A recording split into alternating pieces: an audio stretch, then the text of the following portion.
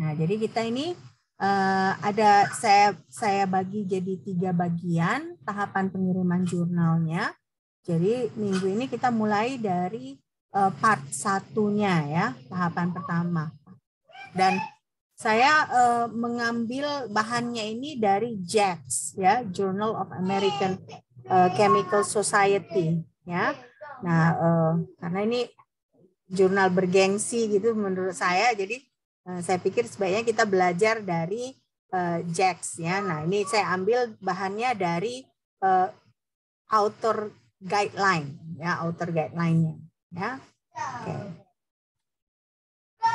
Nah, jadi yang pertama itu JACS ini kan, Journal of American Chemical Society. Nah, kalian tentunya tahu kalau misalnya kalian iseng ngelihat ke website jurnal gitu ya, kalian pasti lihat ada editor gitu ya, editor. Nah, editor ini biasanya karena ini jurnal kimia, otomatis editornya itu berarti seorang profesor kimia ya. Nah, kalau untuk menjadi editor ini tentunya harus risetnya udah established gitu ya, risetnya sudah mantep gitu ya, baru bisa jadi editor. Nah, makanya orang-orang yang berpengalaman inilah yang jadi editor, dan mereka lah biasanya yang menjadi tahap awal untuk menseleksi manuskrip yang masuk gitu ya. Jadi biasanya kita ngirim manuskrip secara online. Nah, nanti editor itu biasanya skim aja, nggak baca secara detail, tapi skim aja.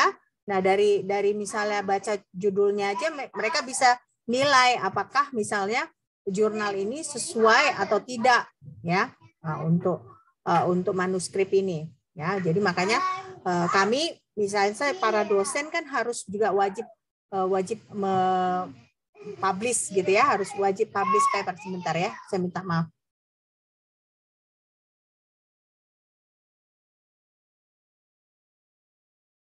Oke.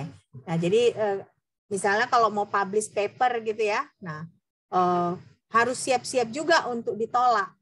Nah, harus siap-siap juga ditolak. Nggak semua paper yang misalnya kita kirim ke jurnal itu bakal diterima gitu ya. Makanya di sini saya ada ditulis bahwa sejumlah besar manuskrip itu akan dikembalikan ke pengarang tanpa diproses lebih lanjut. Nah, saya ada pengalaman kemarin kan, masukkan paper, nah baru 1 hari sudah ditolak oleh editornya, bilang oh iya minta maaf, jurnal ini tidak sesuai dengan kualifikasi, tidak sesuai dengan scope jurnal kami, ruang lingkup jurnal kami gitu ya. Nah, biasanya itu yang menentukan ini editor. Oke. Kita lihat dulu ya. Nah, karena kalau misalnya kita belajar tentang jurnal, kita harus melihat bagaimana jurnalnya. Sebentar ya.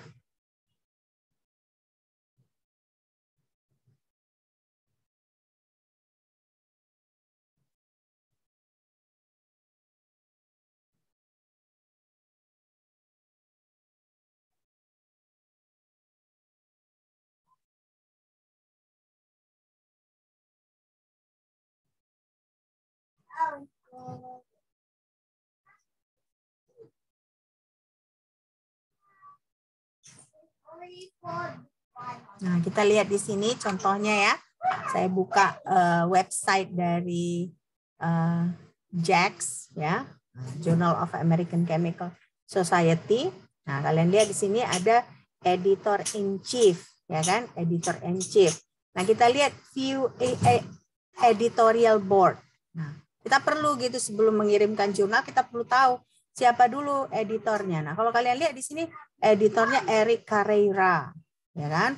Nah, asal universitasnya aja dari ETH Zurich. Nah, ini termasuk salah satu universitas yang bergengsi di dunia ya. Nah, jadi kalian bisa lihat, nah ini juga eksekutif editornya, ini dari Australia. Jadi kalau kalian lihat, ini jurnalnya jurnal dari publisher yang ada di Amerika. Tapi kalau kalian lihat, yang menjadi editor di sini, dia dari berbagai macam dunia gitu ya. Dari Zurich, dari Switzerland ya. Nah, dari Australia, baru ada dari China ya, biasanya ada dari Jepang ya, dari China, dan macam-macam. Nah, kalau kita lihat lagi editor in chief-nya ini bagaimana sih orangnya nih? Nah, dia berarti udah senior kan, kepalanya aja udah botak ya, jadi udah senior. Nah, kita lihat biografinya ya. Nah, dia ini ternyata sudah mengajar sejak tahun 1998 ya.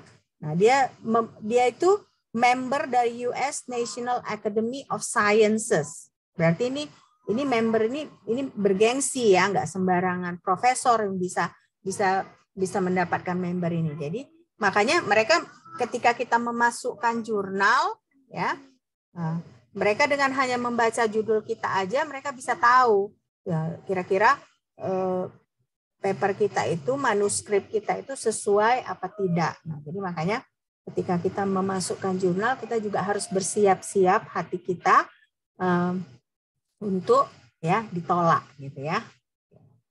Jadi ini maksudnya sekedar informasi ke kalian bahwa misalnya kalau editor itu ya dialah yang pertama gitu, dengan membaca itu dialah yang pertama memberitahu apakah jurnal kita memang cocok atau tidak untuk jurnal mereka. Oke, jadi makanya di sini saya buat di sini kan sejumlah manuskrip dikembalikan ke pengarang tanpa diproses ya. Jadi hanya mungkin dengan membaca title-nya aja mungkin editor tuh merasa bahwa oh ya ini nggak sesuai dengan ruang lingkup jurnalnya.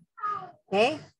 Nah, selanjutnya judul naskah ya, karena kalian untuk mau memulai membuat paper ini berarti pertama judul naskah itu tidak boleh mengandung kata pertama atau kata novel atau nomor bagian atau nomor seri ya. Jadi misalnya ini novel strategik gitu ya, nggak boleh pakai novel karena pasti sebenarnya ada yang mendahuluinya sebelumnya gitu, karena zaman sekarang nggak akan mungkin lagi ada yang sangat-sangat novel gitu ya, karena kita paling memodifikasi. Jadi judul naskah itu tidak boleh mengandung kata pertamanya, kata pertama atau novel atau bahkan nomor bagian atau nomor seri ya. Nah, yang kedua itu akronim. Jadi misalnya kalian jangan pakai akronim. Kenapa tidak boleh pakai akronim? Karena kalau pakai akronim itu kan mungkin pembaca tidak langsung tahu apa itu, kecuali misalnya akronimnya FTIR. FTIR semua orang kimia tahu FTIR. Nah, jadi makanya di sini jangan gunakan akronim dalam judul naskah kecuali akronim itu memang sudah secara luas diketahui oleh semua orang yang bergerak di bidang kimia. Ya, misalnya FTIR gitu ya. Nah, kita tahu apa FTIR, misalnya analisis FTIR of apa-apa gitu kan. Nah, kita tahu oh ya ini berarti pakai alat FTIR gitu ya. Nah, tapi kalau misalnya akronim kita buat sendiri, nah, itu sebaiknya tidak diizinkan dalam judul naskah ya. Nah, baru penulis. Biasanya kan kalau kita misalnya mengirimkan manuskrip itu banyak penulisnya, ya kan? Misalnya kalau kalian PKM gitu ya, nah ternyata hasil PKM kalian menghasilkan data-data yang bagus gitu ya. Nah, jadi kalian dengan dosen pembimbing akan memasukkan jurnal ya, hasil PKM kalian ke jurnal tertentu. Nah, berarti kan PKM itu biasanya kalian ada 4-5 orang ya kan. Nah, ditambah lagi ada dosen pembimbing. Nah, berarti paling enggak di jurnal kalian itu ada 6 orang ya, 6 orang.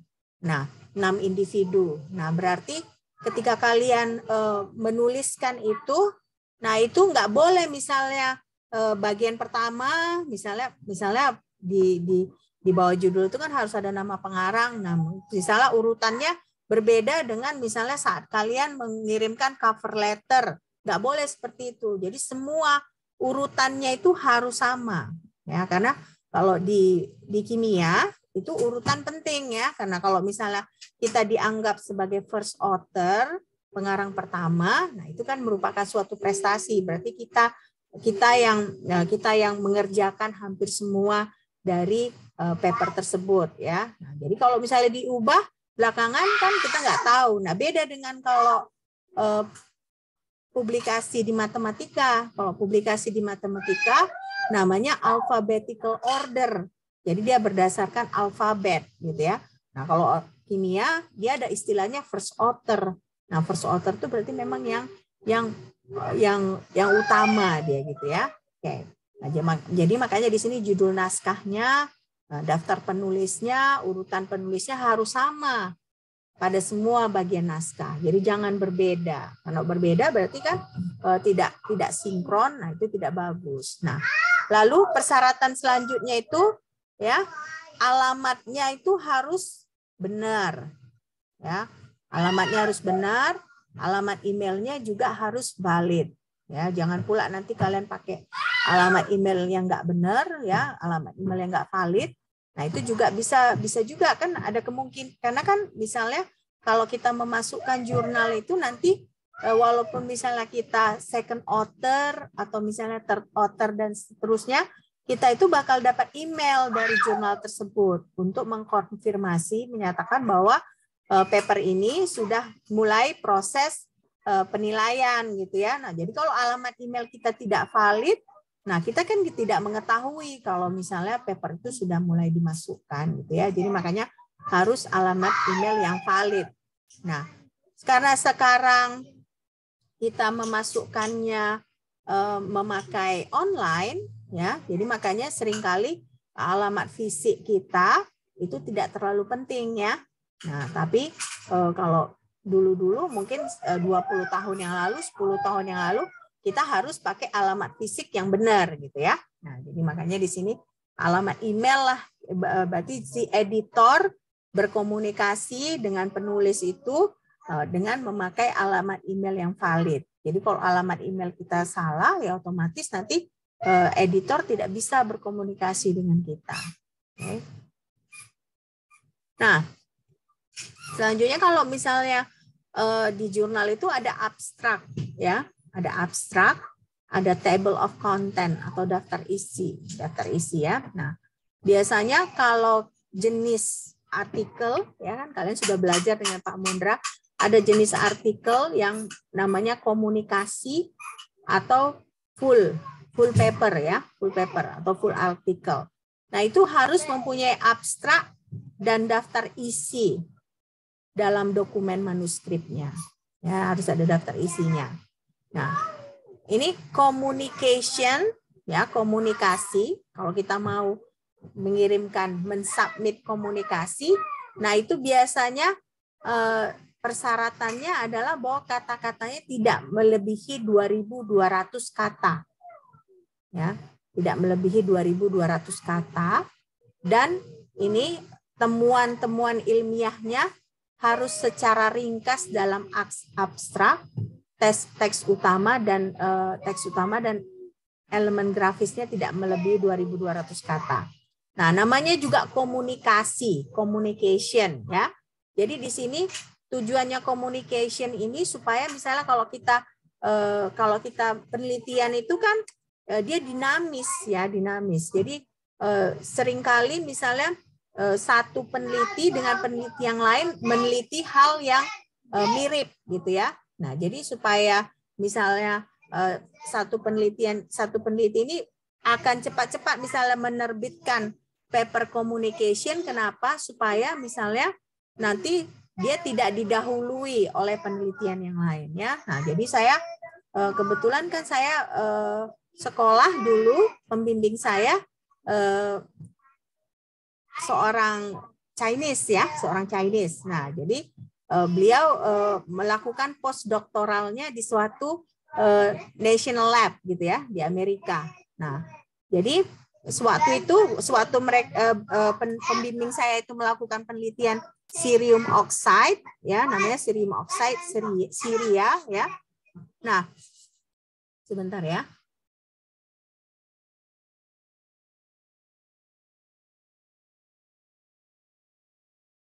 Nah, jadi sewaktu pembimbing saya melakukan penelitian cerium oxide ini, nah dia tidak hanya dia yang melakukan penelitian itu, tetapi ada juga peneliti dari Jerman yang melakukan penelitian itu. Nah, mereka dua-dua sama-sama melakukan penelitian cerium oxide. Nah, tapi pembimbing saya ini kalah submit papernya. Kenapa? Karena duluan si peneliti dari Jerman itu mengirimkan communication ya. Nah, jadi makanya communication ini secara ringkas tujuannya apa? Supaya misalnya kita tidak didahului oleh peneliti lain gitu. Jadi dia tidak memerlukan data yang ekstensif gitu ya. Dia cukup data yang sedikit menjelaskan ya, data-data ringkas yang sudah memberikan perspektif baru gitu ya. Nah, waktu itu kan kebetulan cerium oxide itu waktu zaman pembimbing saya meneliti itu cerium oxide itu baru hanya dikarakterisasi memakai XPS ya. Nah, kebetulan pembimbing saya mulai mau memakai STM. Nah, jadi kalah cepat dibandingkan peneliti yang dari Jerman. Nah, jadi makanya perlu communication ini supaya persaingan kita lebih ketat gitu ya. Jadi walaupun ada data dikit, nah kita bisa langsung publish gitu ya. Nah, sekarang ada pemberian label. Nah, labelnya ini ya ada pendahuluan, ya introduction kalau dalam bahasa Inggris, result and discussion, ya, baru ada experimental method, baru ada conclusion atau kesimpulan. Nah, ada juga reference. Ya, reference itu penting karena ketika kita menulis pendahuluan, ya introduction, nah, kita banyak mereference pekerjaan-pekerjaan orang lain, gitu ya. Jadi di diskusi ini juga sering kita kaitkan gitu data kita, hasil kita dengan peneliti-peneliti yang lain. Oke, nah, inilah pemberian label pada manuskrip. Nah, selanjutnya ini kalau kalian misalnya bekerja, ya kan, misalnya bekerja kalian berlima gitu ketika menulis paper ya. Nah, seringkali kan misalnya kalau kalian bekerja, kalian bisa nyalakan track changes ya di Microsoft Word ya. Supaya apa? Supaya kalian tahu misalnya teman kalian sudah mengubah apa gitu, bagian yang mana gitu ya. Nah, jadi kalau misalnya kalian sudah fix paper kalian itu, jangan nyala track changes-nya ini. Jadi kalian harus nonaktifkan track changes-nya. Nah, dulu saya juga suatu mulai menulis paper dengan pembimbing saya. Nah, kebetulan saya sempat pulang dulu ke Indonesia, ya kan? Nah, jadi berkomunikasi melalui email dengan pembimbing saya. Nah, jadinya misalnya pembimbing saya menyalakan track changes ini dalam paper itu. Supaya apa? Supaya pembimbing saya tahu yang mana udah saya ubah, gitu ya. Yang mana udah saya ubah, jadi dia bisa tahu apa namanya memeriksanya, gitu ya. Nah, begitu misalnya paper tersebut sudah mau dikirimkan, nah itu harus kita nonaktifkan. Jadi tidak boleh track changes itu nyala, ya. Nah, baru kalau ada file yang beranotasi, ya misalnya kalau filenya dalam bentuk, misalnya kalau kalian melakukan data, karakterisasi data gitu ya, misalnya FTIR gitu. Dan biasanya FTIR itu kan begitu kita keluarin datanya, ada keluar filenya anotasinya CSV, ya CSV. Nah, CSV file-file yang seperti itu atau file yang bentuknya TIFF gitu ya, image ya. Nah, itu biasanya itu hanya boleh sebagai informasi pendukung.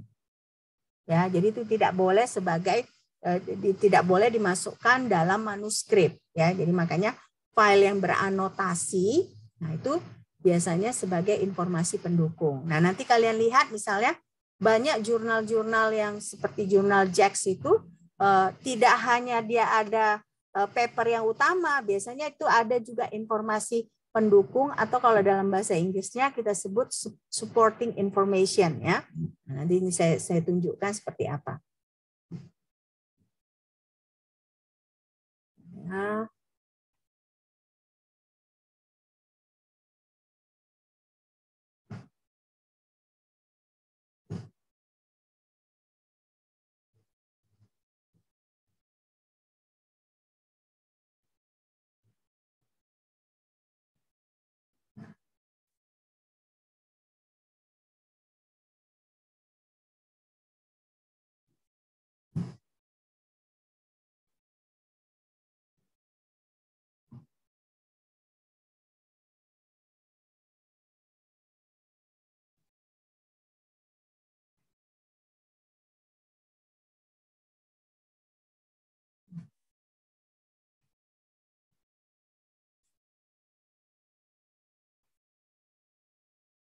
kita lihat ini ada contohnya, ya kan? Nah, ini contohnya lagi dari jurnal JACS lagi, ya.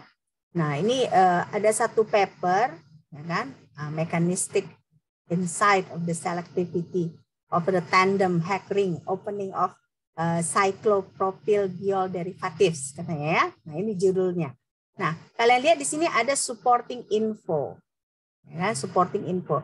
Nah, inilah manuskrip utamanya yang sudah diseleksi oleh editor, dan menurut editor layak untuk terbit ya. Nah, ini dia. Nah, tapi ada juga supporting info. Nah, di supporting info itu ya.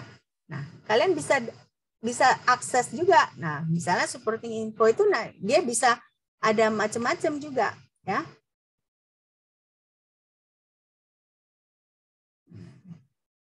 Ada gambar-gambar gini kan. Nah, jadi di supporting info itu, nah ini contohnya di supporting info. Nah, kita bisa download, ya. Nah, kita bisa download, dia dalam bentuk PDF. Jadi kalau kita membaca paper tersebut, ya kan.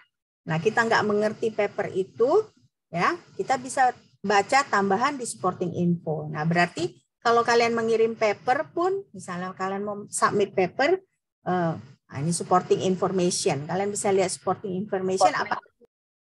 Kenapa? Kenapa? Ada yang mau bertanya? Enggak ya? Oke, nah jadi di sini diceritakan secara detail ya bagaimana prosedurnya. Yang mungkin nggak akan bisa kan untuk jurnal itu kan ada batasan-batasannya. Nah, di supporting info ini 201 halaman. Jadi secara detail diceritakan bagaimana metodenya, karakterisasinya bagaimana, nah metode preparasinya bagaimana. Nah, yang tidak akan mungkin bisa kita masukkan ke dalam paper kita, ya. Nah, jadi makanya di sini kita bisa lihat bahwa data-data yang kalau kita mau masukkan lebih lengkap itu kita masukkan ke supporting info, ya. Nah, sampai sini ada pertanyaan? Ada pertanyaan? Nggak ada? Will Smith, ini Will Smith ya. Yang profile picture-nya Will Smith. Ada pertanyaan nggak? Hah? Nggak ya? Oke. Nggak ada. Ada ya. Oke, Will Smith ya. Penggemar Will Smith. Nah, baru ada salinan manuskrip. Nah, kadang-kadang begini. Kita misalnya mau mensubmit pekerjaan paper kita.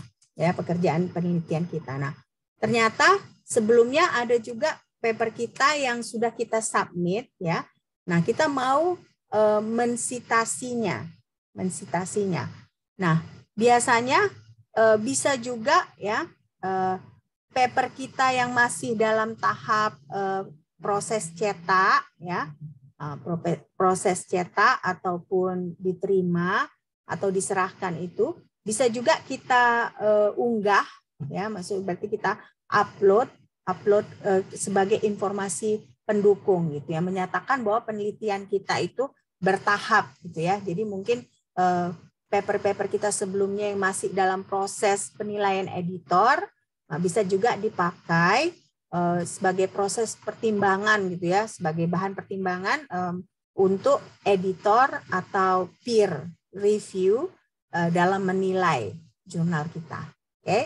Nah, ini juga ada kalau kita misalnya mensitasi referensi yang tersedia secara online, nah kita harus mencantumkan nomor DOI-nya. Nah, DOI itu kan Digital Object Identifier ya. Jadi kalau misalnya kalian lihat di paper-paper kan ada selalu nomor DOI-nya seperti apa gitu ya. Nah, seperti kayak ini kayak kalau kita manusia nomor NIK kita ya. Nah, jadi kita harus cantumkan kalau kita ada sitasi reference yang online, nah kita harus cantumkan nomor DOI-nya. Oke.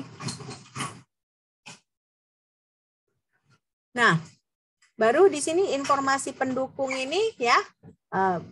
Biasanya kita juga bisa buat dalam format PDF ya, PDF.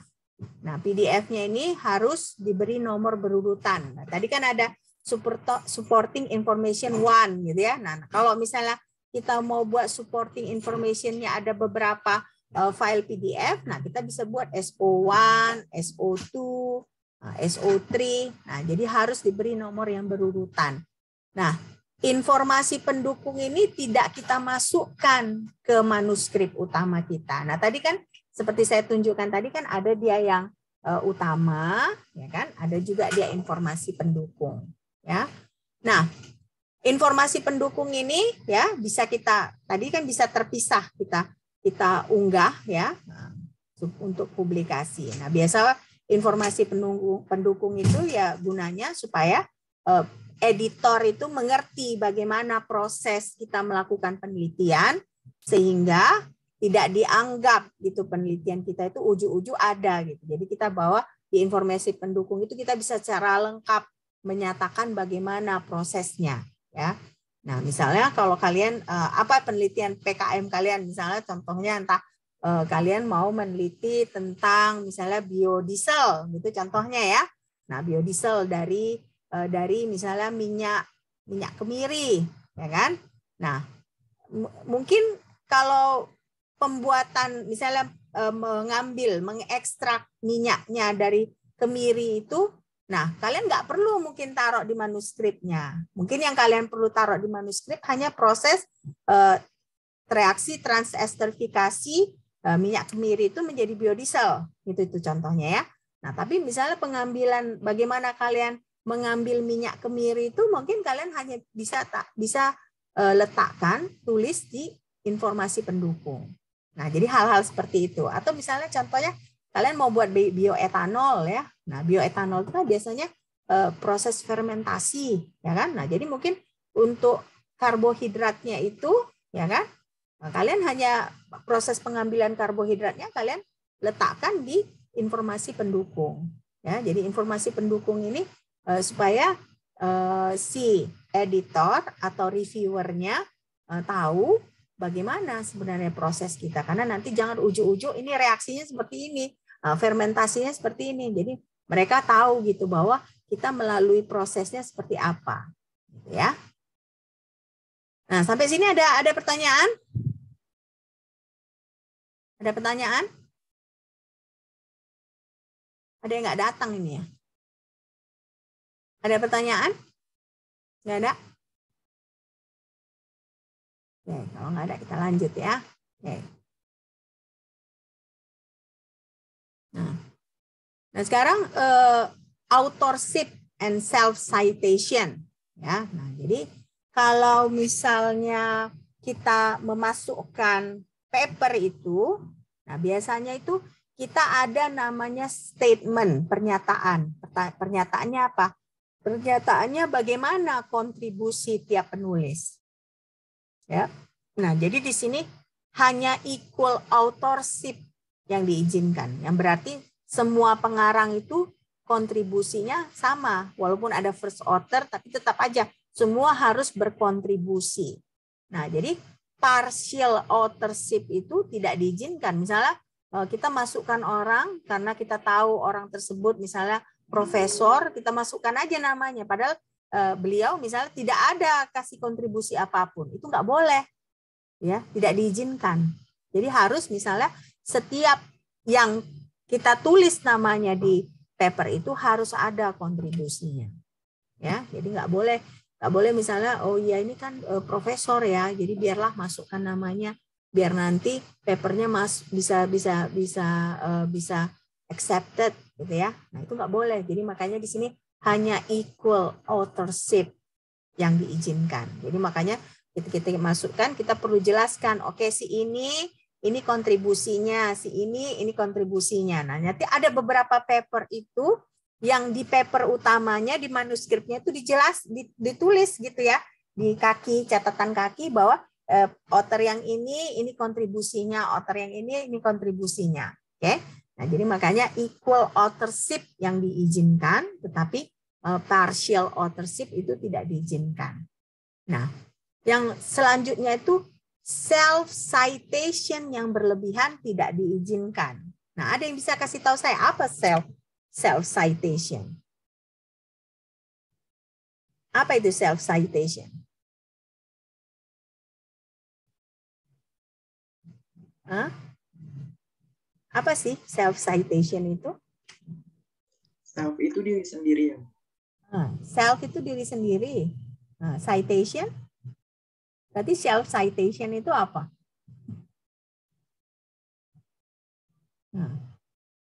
Kalau citation apa artinya?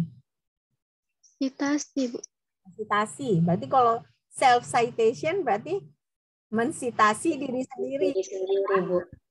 Kan misalnya kalau sekarang dosen-dosen kan kalau H indeksnya tinggi itu berarti dia hargai di universitas ya kan. Nah, jadi supaya meningkatkan H indeks itu disitasilah papernya, mensitasi diri sendiri. Jadi misalnya papernya yang setahun lalu dia terbitkan paper tahun ini dia sitasi gitu ya. Nah, jadi berlebihan tidak diizinkan. Malah kalau misalnya kalian lihat ya di Google Scholar gitu misalnya, nah kita misalnya mensitasi paper kita, itu tidak dimasukkan dalam perhitungan H-index. Ya, jadi nggak boleh self citation yang berlebihan. Ya, jadi kalau bisa itu makanya kita punya integritas ya. Jadi kalau bisa kita mensitasi pekerjaan orang lain lah. Nggak usah kita tergila-gila dengan peningkatan H-index ya. Nah, sehingga kita self citation yang berlebihan gitu ya. Nah, jadi nggak boleh gitu. Nah, jadi self citation yang berlebihan tidak diizinkan. Nah, baru ini disclaimer juga itu tidak diperbolehkan dalam naskahnya. Ya. Jadi nggak boleh ada tulisan disclaimer gitu ya.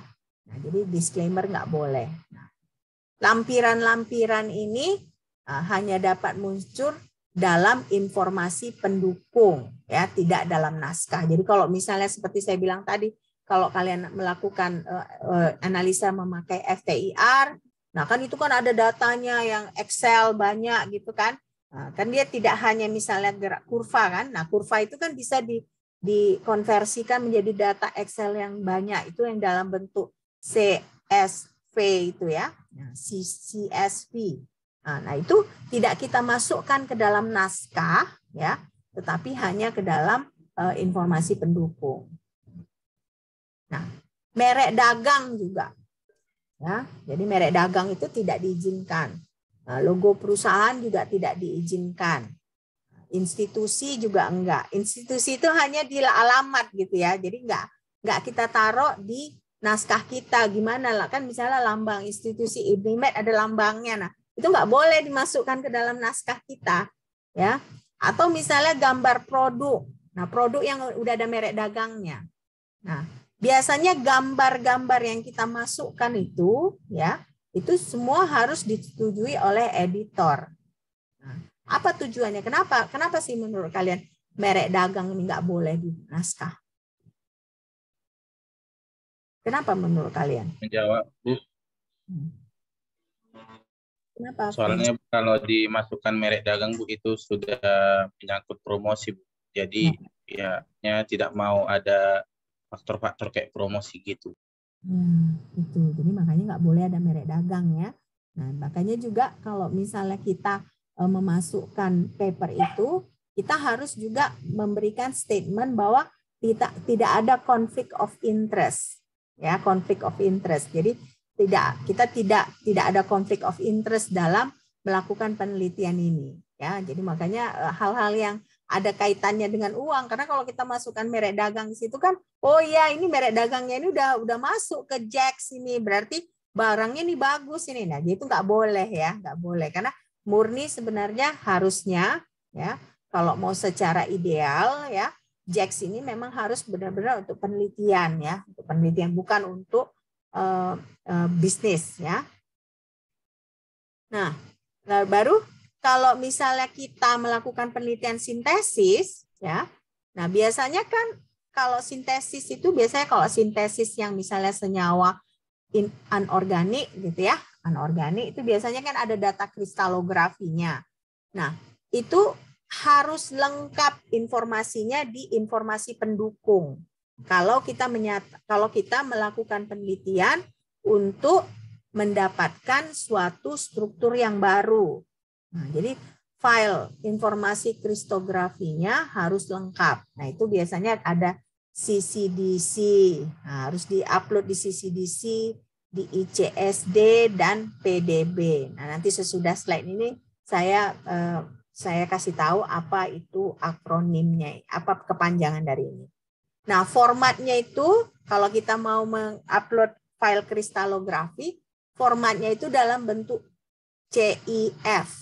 Ya, CIF. Nah, jadi ini semua ya harus diupload, tapi tidak di dalam naskah ditaruh, itu yang ditaruh di dalam informasi pendukung. Ya. Nah, sekarang apa itu CCDC? CCDC itu adalah Cambridge Crystallographic Data Center. Jadi kalian bisa, misalnya kalau kalian sudah menyatakan bahwa oh ini kristal yang baru ini, senyawa yang baru ini. Nah, berarti kalian harus upload itu data kalian itu ke CCDC. Nah, baru sesudah itu baru kalian publish ya. Kalian nyatakan bahwa ini sudah di-upload di CCDC. Jadi CCDC ini seperti kayak bank ya, kayak kumpulan-kumpulan data-data kristalografi. Nah, atau kalau ICSD, Inorganic Crystal Structure Database. Ya, baru ada juga PDB itu Protein Data Bank. Ya, karena setiap tahun pasti banyak bentuk-bentuk protein yang baru. Setiap tahun banyak pasti inorganic kristal yang baru. Ya, nah jadi makanya sebelum kalian misalnya memasukkan paper kalian, sebaiknya sudah dimasukkan bentuk kristalnya itu di bank ini, ya, di database-nya. Ini kan database untuk senyawa-senyawa baru, ya. Nah, baru ada di sini dedikasi. Nah, dedikasi itu bisa muncul juga di bagian akhir biasanya. Jadi kan biasanya misalnya contohnya kalian penelitian. Nah, penelitian kalian didanai oleh Unimed. Nah, berarti kalian didedikasi di bawah acknowledgement. Bahasa Inggrisnya acknowledgement. Nah, kalian bisa tulis bahwa oke, penelitian ini didanai oleh dana ini. Misalnya dulu saya melakukan penelitian ya kan didanai oleh National Science Foundation. Nah, saya buat author give knowledge to the funding from National Science Foundation gitu ya. Nah, jadi kalian bisa juga lakukan itu. Nah, baru tanggal penerimaan itu ya misalnya kan kita bisa biasanya kalau kita lihat paper, lihat manuskrip, nah, di situ ada tuliskan accepted date ya. Nah, accepted date itu biasanya tanggal ketika naskah diterima oleh editor. Ya. Jadi tanggal naskah diterima oleh editor. Nah, baru sesudah itu biasanya misalnya kita kirimkan naskah kita. Nah, si editor itu kan melihat, si editor utama itu, editor in chief itu melihat bagaimana dari judulnya itu apakah misalnya sesuai nggak dengan ruang lingkup jurnal tersebut gitu ya. Nah, jadi sesudah misalnya kalau dia anggap tidak sesuai itu yang langsung ditolak. Biasanya 1 hari aja itu. Nah, tapi kalau sesuai, nah itu dia kirimkan ke associate editor. Ya. Nah, associate editor ini baru nanti menugaskan orang-orang yang penelitiannya mirip dengan kita, nah, sehingga mereka bisa menilai apakah misalnya penelitian kita itu layak untuk terbit atau tidak, gitu ya. Nah, makanya ada istilahnya peer review, ya peer review. Kenapa? Karena biasanya kalau misalnya dosen memasukkan jurnalnya, nah, yang reviewnya peer-nya, orang-orang yang sebenarnya dosen juga, gitu ya. Nah, tapi biasanya mereka tidak boleh saling mengetahui bahwa ini misalnya punya kawannya, nggak boleh.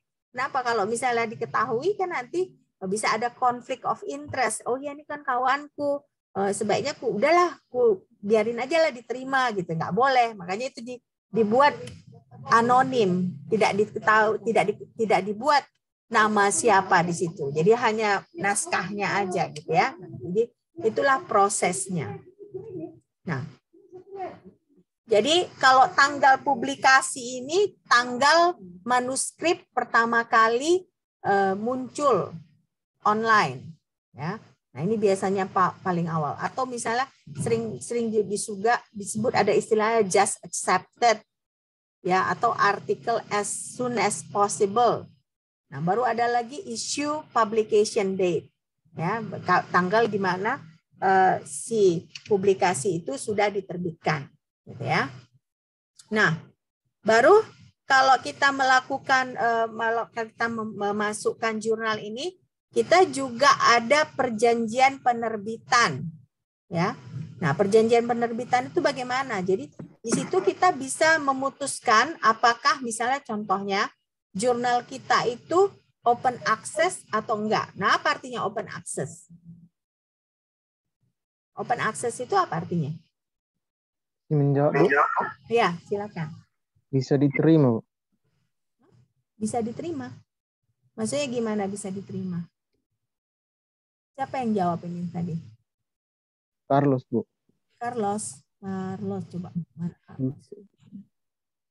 Carlos, oke. Bisa diterima. Open access bisa diterima artinya? Hah? Izin menjawab, Bu. Siapa ini? Juwita, silakan. Open access itu misalnya kayak bisa diakses atau dijangkau oleh orang lain.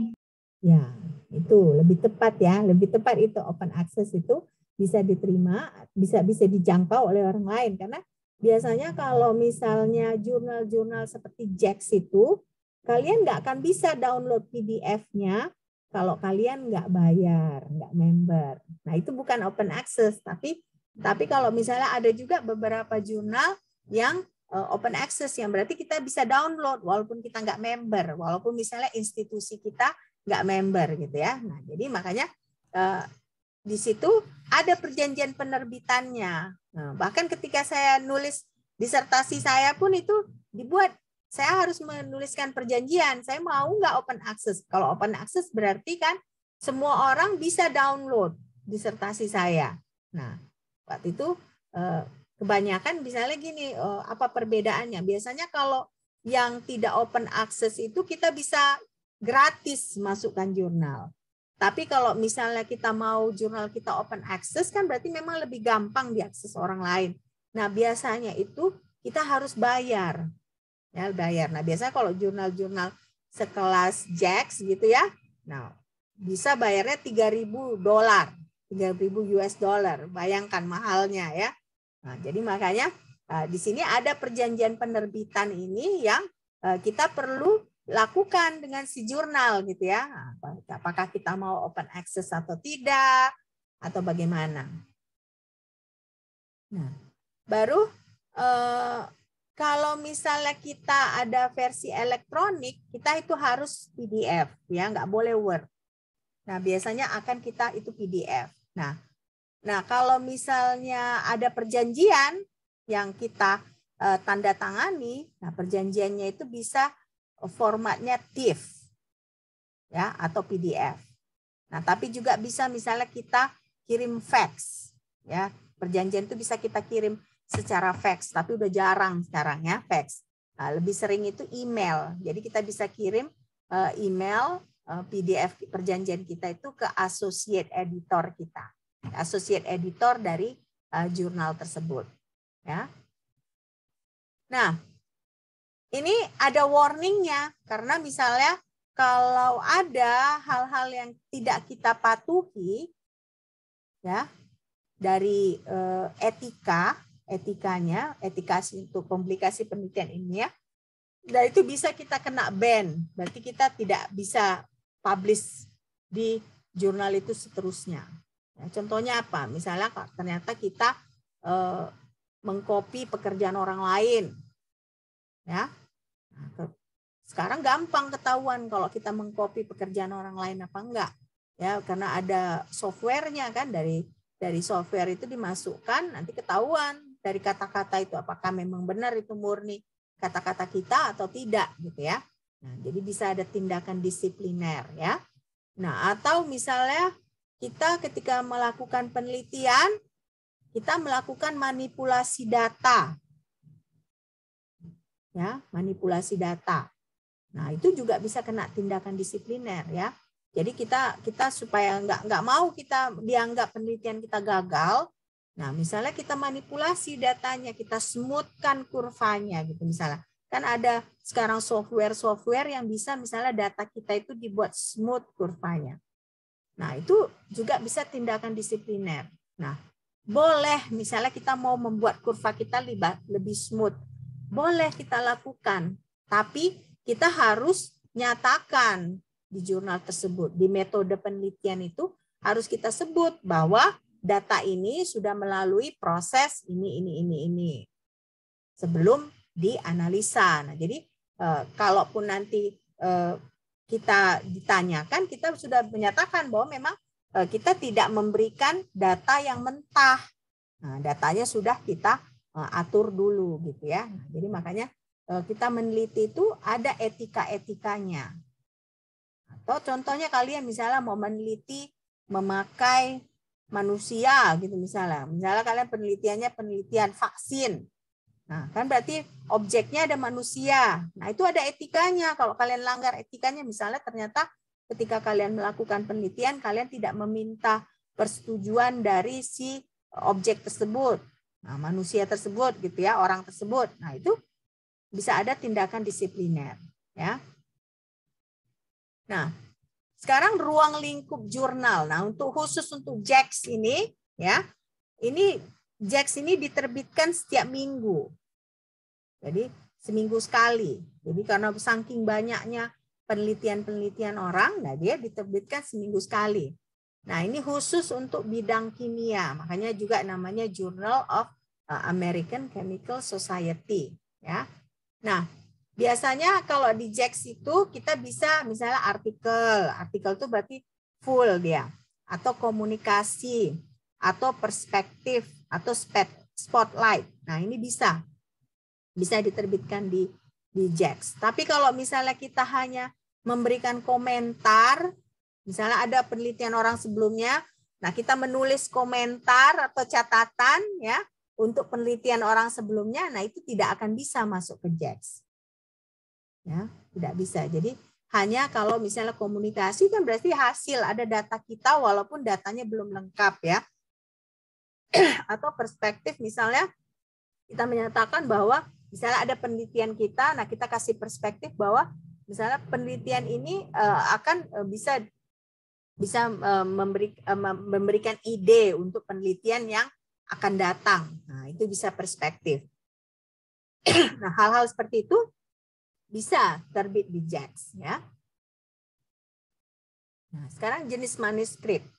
Nah, berarti kalau artikel, nah biasanya yang paling bisa diterbitkan di JACS itu adalah artikel. Ya, artikel. Nah, artikelnya itu harus biasanya kimia murni, bukan kimia terapan. Ya, kimia murni bukan kimia terapan. Jadi makanya biasanya sintetik road apa tentang ini gitu ya. Jadi dia bukan terapan. Nah, biasanya tidak semua naskah bisa diterima. Ada persyaratannya. Karena ini JACS ini kalau kalian nanti iseng-iseng ya masuk ke JACS ini, nah itu dia impact faktornya tinggi ya. Jadi walaupun misalnya kita anggap oh ya penelitianku kan bagus, udah dinanai pun sama dikti gitu misalnya ya, udah kita eksekusi juga dengan baik, metode kita udah benar gitu ya, tapi nggak jaminan juga diterima ya, karena misalnya penelitian yang diterima itu harus kualitas ilmiahnya tinggi. Nah, kualitas ilmiah tinggi bagaimana? Misalnya contohnya kalian melakukan karakterisasi. Nah, karakterisasinya harus lengkap. Ya, misalnya kalian melakukan sintesis. Nah, tidak cukup misalnya hanya karakterisasinya dengan FTIR gitu, nggak cukup. Misalnya kalian harus pakai NMR juga ya, nuclear magnetic resonance. Nah, atau kalian juga harus misalnya melakukan XRD, penelitian XRD. Nah, jadi dia harus kualitas ilmiahnya tinggi, yang maksudnya harus dia lengkap. Baru harus original. Ya, harus original. Nah, selain itu dia harus signifikan. Signifikan maksudnya berarti jangan meneliti itu ya mau meneliti aja, nggak ada tujuannya gitu ya. Harus ada tujuannya. Jadi misalnya kita kan melakukan sintesis. Nah, harus ada signifikan dari yang kita lakukan itu.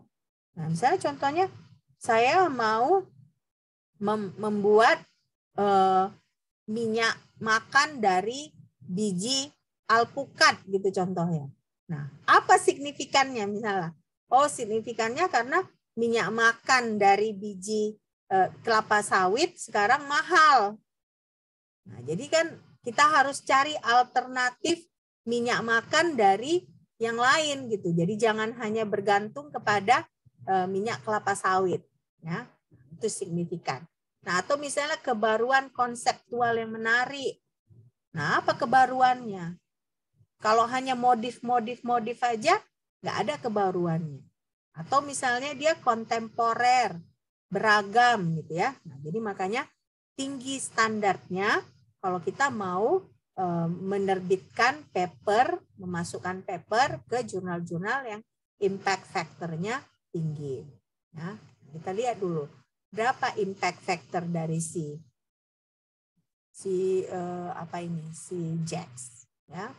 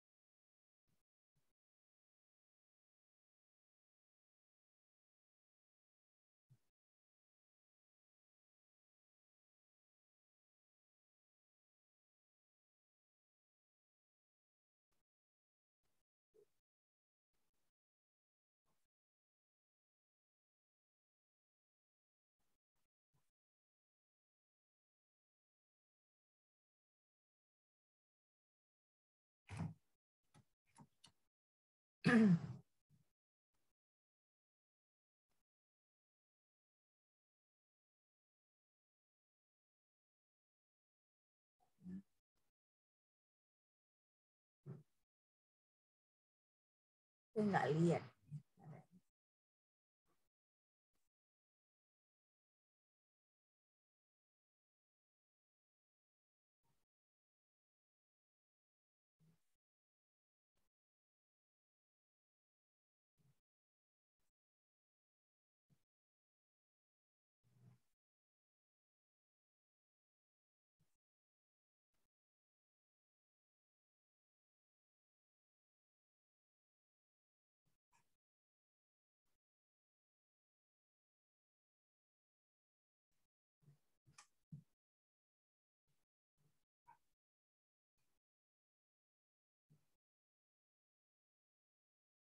Saya nggak lihat. Ya udah, nanti aja. Nanti kita nggak selesai. Okay. Nah, tapi biasanya dari jurnal itu kita bisa lihat impact factor-nya gitu ya. Nah, dari impact factor itu kita bisa tahu apakah jurnal tersebut susah untuk dimasuki atau tidak ya. Nah, sekarang berarti ada juga penelitian misalnya ada kaitannya dengan metodologi ya, metode. Nah, itu juga bisa masuk, tapi dia harus misalnya luas, jadi nggak hanya metodologi sempit gitu. Nah, jadi dia harus luas. Nah, juga dia harus signifikan, ya signifikan. Nah, biasanya kalau misalnya editor menganggap artikel yang berkaitan dengan metodologi itu tidak cocok dengan JACS, nah biasanya si editor bisa juga langsung bilang, oke, ini artikel kamu, manuskrip kamu tidak sesuai dengan skopnya JACS. Nah, sebaiknya kamu kirim aja ke jurnal yang lain, jurnal yang khusus. Nah, dia biasa bilang misalnya, oh ya jangan JACS, tapi misalnya nanoteknologi gitu. Nah, mungkin metode kamu lebih cocok untuk jurnal tersebut. Nah, jadi ada seperti itu kasus ya. Nah, baru kesimpulan. Nah, kesimpulan dari manuskrip itu harus dari data. Ya, jadi jangan misalnya kesimpulan kita Enggak, kita misalnya nulis paper, nah ternyata kesimpulannya itu enggak sesuai dengan data yang kita sajikan kan, karena bagian dari manuskrip itu kan ada data ya, result and discussion, result. Ya, jadi kesimpulan itu harus dari datanya. Nah, baru juga harus mencakup data baru yang signifikan, ya, signifikan. Nah, di kesimpulan itu juga kita sebaiknya akan bisa seharusnya membuat prediksi eksperimental, berarti seperti future work gitu ya. Nah, bagaimana future work-nya? Oke. Nah, ini ada alasan kenapa artikel ditolak. Nah, biasanya kalau ada artikel ya, nah biasa hanya menggabungkan data eksperimen. Ya, misalnya gini lah, saya sudah mempunyai murid gitu ya. Nah, jadi tahun 2018 mungkin murid saya meneliti ini. Nah, tahun misalnya contohnya biodiesel ya. Nah, tahun 2018 biodiesel dari minyak kelapa. Nah, 2019 biodiesel dari ini. Nah, ternyata misalnya saya buat artikel menggabungkan semua penelitian murid saya ini. Cuman itu aja. Nah, jadi tanpa misalnya ruang lingkupnya diperluas atau tanpa misalnya ada terobosan yang konseptual. Nah, artikel seperti itu pasti akan ditolak di JAX. Ya, ingat karena tadi syaratnya apa? Dia harus sesuatu yang baru, yang ada signifikannya. Tapi kalau dia hanya gabungan data-data orang, ya, gabungan data-data banyak data, nah tanpa ada misalnya sesuatu yang terobosan gitu ya, itu pasti akan ditolak.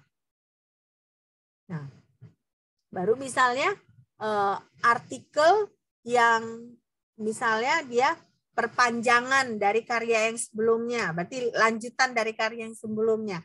Nah, itu bisa juga ditolak, tapi ditolaknya biasanya rekomendasi untuk ditransfer ke jurnal yang lebih khusus gitu ya. Nah, jadi makanya ada yang ditolak mentah ya, tapi ada juga yang ditolak tapi disuruh oh ya transfer aja ke jurnal yang lain gitu ya. Nah, baru kalau kita mau memasukkan jurnal, ya lebih bagus kalau misalnya kita memakai template yang sudah disediakan jurnal tersebut. Ya, biasanya setiap jurnal itu ada bilang oh ini template-nya. Jadi kita tinggal misalnya mengetik dengan memakai template tersebut, gitu ya. Nah, biasanya kalau misalnya kita tidak mau menggunakan template itu, nah persyaratannya berarti fontnya itu harus Times ya, Times. Baru ada simbol-simbol matematika, nah spasinya itu 1,5, nah 1,5 atau garis ganda yang digunakan gitu ya. Nah, apa boleh pakai font yang lain? Nah, ternyata ya kalau misalnya kita pakai font yang lain, kemungkinan ketika file itu di-convert jadi PDF, nah itu nanti bisa ada masalah gitu. Jadi makanya disarankan, kita paling disarankan kalau kita pakai template mereka ya. Nah, sesudah itu kalau misalnya kita tidak mau pakai template, pakailah font Times. Ya. Nah, berarti apa kalau misalnya template tidak digunakan bagaimana? Nah, misalnya contohnya, kan misalnya ada orang-orang yang dari China, dari Jepang, ya, dari Korea gitu. Mereka kan sebenarnya kalaupun pakai Word, tulisannya kan beda sama tulisan kita kan? Ya kan, mereka kan ada tulisan karakter tersendiri. Nah, biasanya kalau misalnya Word yang seperti itu digunakan, nah itu kita harus filenya itu disimpan dengan format RTF, Rich Text Format, ya. Jadi supaya nanti ketika di-convert jadi PDF, dia jangan bermasalah gitu ya.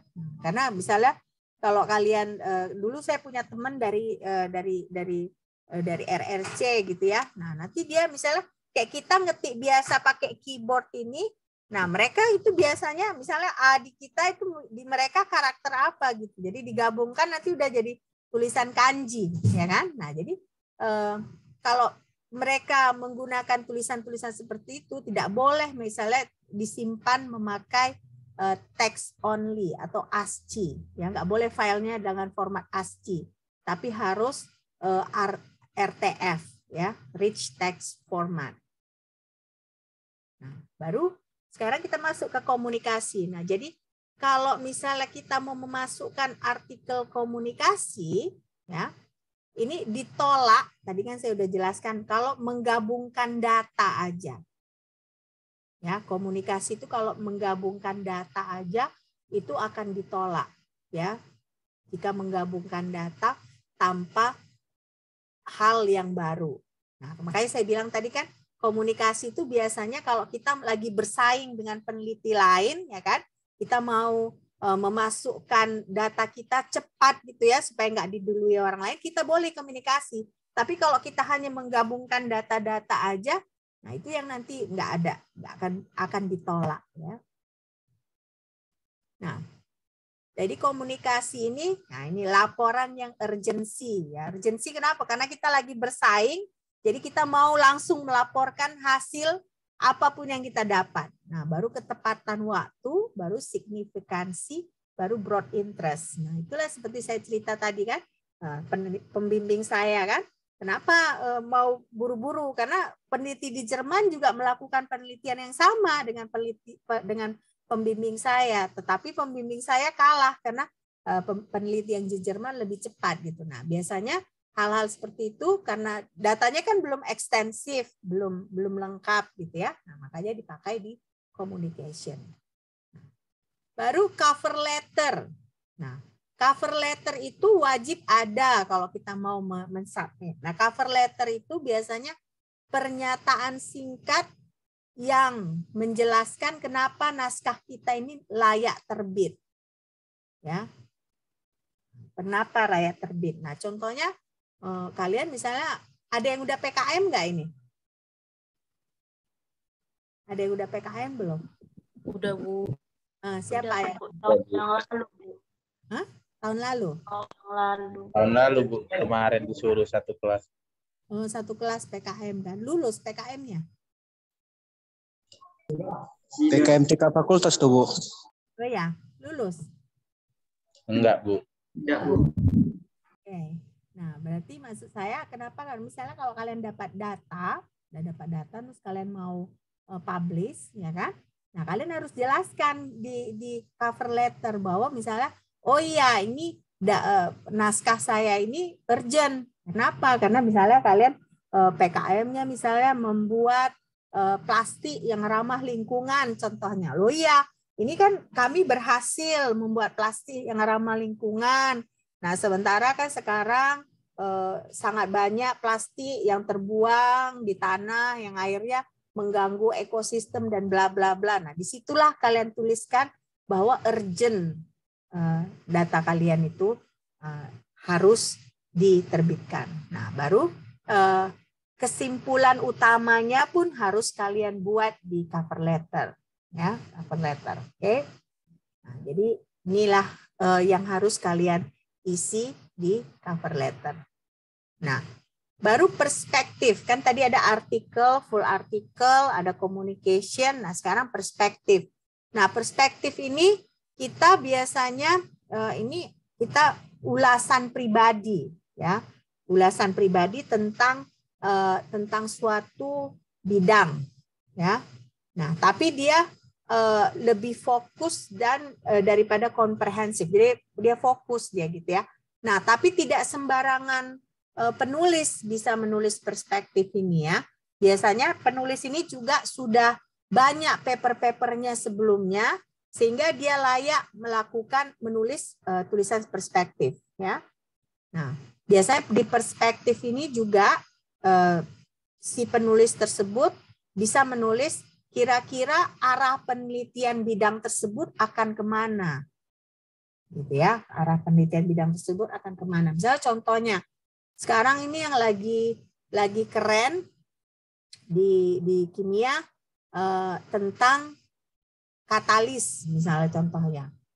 Nah, di perspektif ini mungkin si penulis bisa menulis, bisa memberikan tulisan-tulisan dan akhirnya bisa mungkin membuat tulisan bahwa ke depannya itu katalis ini sebaiknya katalis yang tidak disintesis misalnya natural, katalis yang dari bahan natural itu contohnya. Nah, jadi di perspektif ini ditulis kira-kira masa depan itu penelitian apa yang bakal maju. Oke. Nah, jadi di sini juga perspektif itu makanya harus dia dekat dengan literatur yang terkini. Jadi kalau kita menulis perspektif berarti kita harus banyak literatur yang kita baca.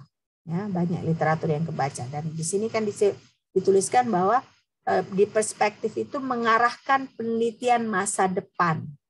Nah, dan biasanya ini perspektif ini tidak kita misalnya saya mau masukkan nih jurnal perspektif, enggak bisa. Dia harus orang-orang tertentu dan biasanya editor yang mengundang.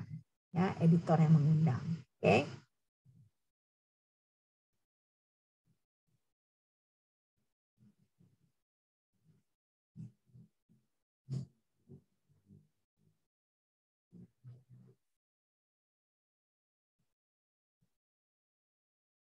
Ya.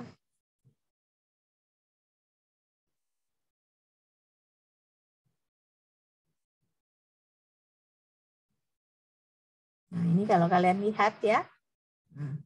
Kita masuk ke JAX lagi ya. Nah, ada di sini perspektif kan. Nah, ini kan dia ini dia yang baru gitu ya, yang baru. Ini yang paling baru. Maret 2022 ya. Berarti baru minggu lalu ya, minggu lalu. Nah, ini dia ada perspektif, ya, perspektifnya insight into ionic liquid from Z bonds to quasi liquid. Nah, jadi ini yang perspektif ini berarti diundang oleh si editor ya. Jadi nggak sembarangan bisa menulis perspektif. Kalau kalian lihat dari banyaknya paper ini, ya kan? Nah, dari banyaknya paper, nah hanya satu perspektif. Ya, hanya satu perspektif, hanya yang ini. Ya, nah ini berarti diundang. Nah, tapi ada juga di sini letters. Letters itu berarti dia singkat, juga diundang. Nah, tapi yang lain kan artikel. Nah, artikel. Nah, berarti artikel ini mereka submit, ya, submit. Berarti mereka penelitiannya sudah lengkap datanya, baru mereka submit. Nah, kalau perspektif ini dia, yaitu diundang, harus diundang, ya. Nah, dia nggak sembarangan orang. Ya. Kita coba lihat